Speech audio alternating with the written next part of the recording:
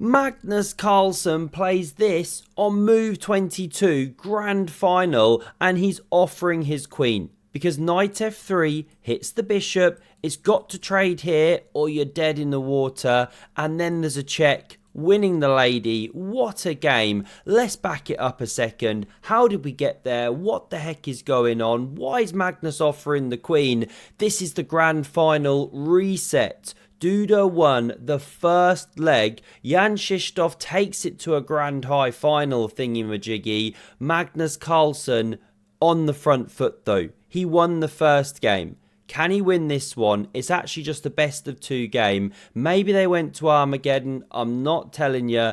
Even if they did, the winner of that is also the winner of this game. Long story short, winner of this wins the whole event. Let's check it out. It starts solid. Italian stallion from Duda. Magnus so impressed he copies. D3, knight f6, 10 minutes each, no increment, online chess of course.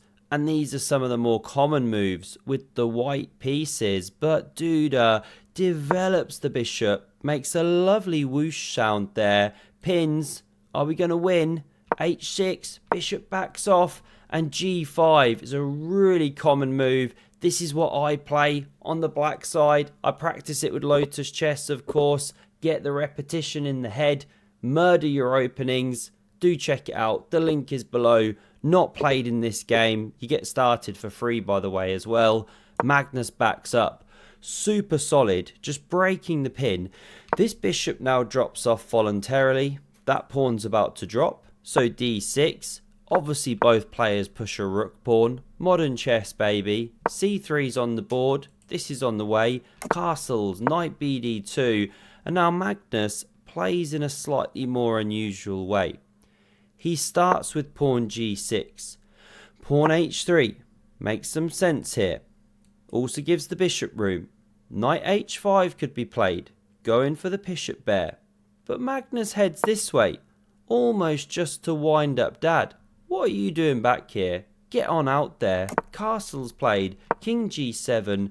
D4. The knight's still not on its bike. Sitting back in the corner there. And there's now pressure on the centre here.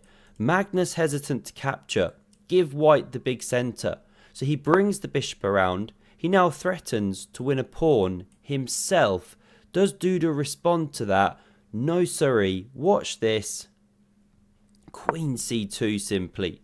And if captures, well, this is the point. Yes, you win a pawn, but white gets this almighty pawn f4 move going. Here it comes finally, and it's epic. It's dangerous. The king could really be in trouble if you're not careful. Just what you want when you're trying to win. Magnus therefore doesn't touch the pawn. He recycles the knight. Franken knight breathing life again. No one wants an eyeball on the queen, so she moves. King H1, ideas of this in future. Magnus finally gets his bits out. Rook Fe1, Rook AD8, and now Knight H2. White's got so many improving ideas here. Maybe this knight comes to F3 at the right moment. Maybe you back off the bishop. Maybe you go B4 one day. Not yet, but there's a lot of improving ideas. Magnus has had enough. Doesn't want to sit there. Takes on D4. And it gets razor sharp. Duda roaring like the chess lion he is as he marches the pawn, hits the knight, it drops back, and boy is that a traffic jam. It's like downtown LA, not that I've ever been, but I heard it gets busy, right? You can't move anything here, it's dangerous. Knight G4's on the board, who knows when a pawn is going to push. Now we see takes on C3, Magnus keeps on munching. If he's going to go down, he's going to go down swinging. This is the best move. Trying to trade these ones. Free up some breathing room for the queen. Not let the bishop actually be taken. And now an excellent move by Duda. F5 of course. Just taking that tin opener to the king. Hitting a knight. Magnus moves it. And this is the epic moment. Where Duda could have played the move. Knight F3 as mentioned. And if you head backwards with that bishop, you're just toast. So you have to actually take. then the follow-up that's best is actually queen d2 or queen c1, threatening to crash through here due to the support of the knight. Then rook h8, and only then do you push with check. This is the best line for black, bringing the king out into the open just for a moment. Then you scurry back. Something like this is how the engine plays. And then after rook e2, saving that one, you bring this rook into the game. And let's assess. Black's got 2 minor pieces, 2 pawns for the queen. Definitely white's a bit better, but boy is it a game. Boy, it would have been exciting. Duda denies us. I mean, Duda looked like a lady. Surely you play that imbalance when you've got to win. But no, he takes the bishop. Queen takes. Chess fans the world over, booing away. Queen h5 is played. Maybe he thought he was trapping that queen. Rook d5's a nice idea.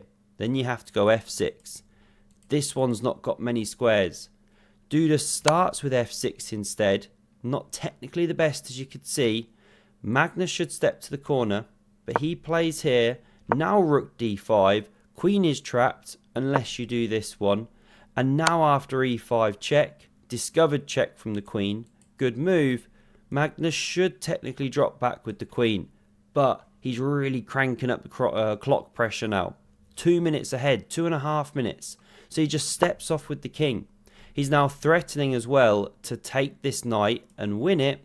No recapture, pawn is pinned. So this one drops back and covers. Bishop e6, that's nasty. This is an unprotected piece. No rook d4 or the knight gobbles. What are you playing? This one, of course, gets the brilliancy there. Giving up the exchange, but changing the structure. Protected, passed pawn on the board. Boy, is this getting exciting. And watch this. Duda goes absolute Pac-Man mode. Rook d5 is best, but Magnus just playing quick now, quick and dirty. Takes on b7 was played. Seahorse under fire. Drops off, hits the queen, and here she goes. She's hungry. She's very, very hungry. Mushrooms. She eats absolutely everything. Apparently this isn't the best. What was better?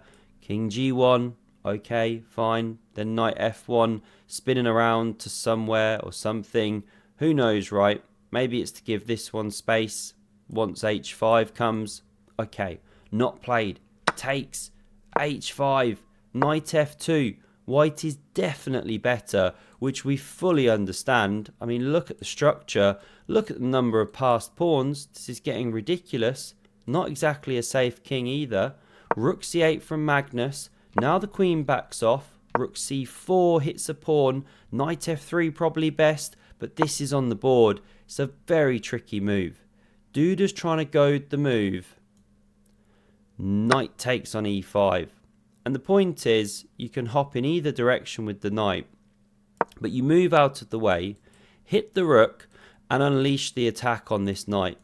And there's no rook c5 to support the knight because the queen covers the square. So you're losing material, and with it should be the game. So Magnus didn't munch. He played g4 for the score, going for the white king, ripping things open. Although who's really attacking whom? I got no clue. Not like you can play king g7, rook h8, is it? a5's played.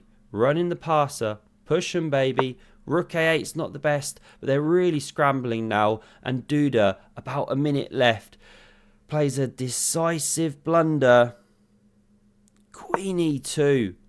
Why is it so bad? Well, Magnus just pounces here.